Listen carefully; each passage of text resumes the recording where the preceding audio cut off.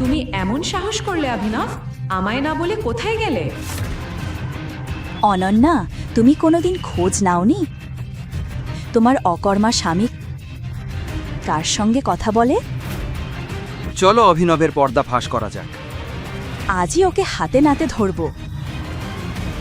এটা বলেই রাজ অনন্যার গাড়ি বের করলো আর সবাই মিলে অভিনবের ট্যাক্সিকে ফলো করতে শুরু করলো।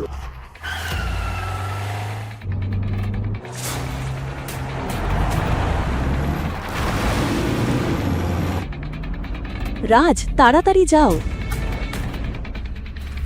অভিনব, আজ তোকে ফাঁস করব। কোথায় যা আসার কি কীর্তি করিস সব বের করে ফেলবো। রাজ আর সবাই চিন্তায় ছিল যে অভিনব কোথায় যাবে আর কিভাবে ওকে ফাঁস করবে আর ঠাট্টা করবে, কিন্তু তারা জানতো না আজ অভিনবের এমন পরিচয় তাদের সামনে ফাঁস হতে চলেছে যা তারা স্বপ্নেও ভাবতে পারেনি।